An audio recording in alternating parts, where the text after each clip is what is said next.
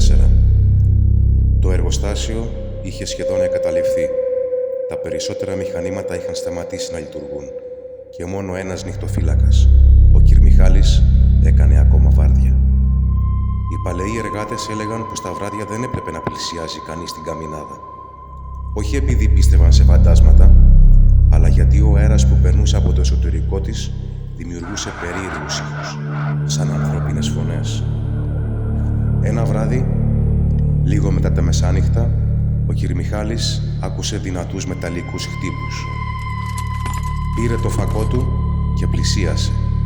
Όσο έφτανε πιο κοντά, τόσο οι ήχοι δυνάμωναν.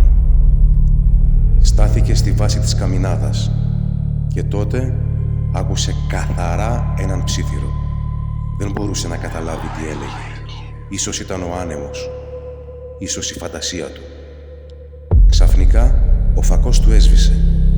Για λίγα δευτερόλεπτα, σήκωσε το βλέμμα στην κορυφή και του φάνηκε πως είδε μια σκοτεινή ανθρώπινη φιγούρα να στέκεται ακίνητη. Όταν άναψε ξανά το φακό, δεν υπήρχε τίποτα. Ο κ. Μιχάλης έφυγε από το εργοστάσιο εκείνη τη νύχτα και σύμφωνα με όσους τον γνώριζαν, δεν ξαναδέχτηκε ποτέ να κάνει νυχτερινή βάρδια εκεί.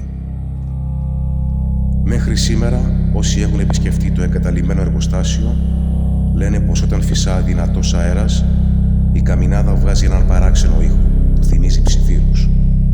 Κανείς δεν ξέρει αν πρόκειται απλώς για τον άνεμο ή για κάτι που έμεινε εκεί από τα χρόνια που το εργοστάσιο ήταν ακόμα ζωντανό.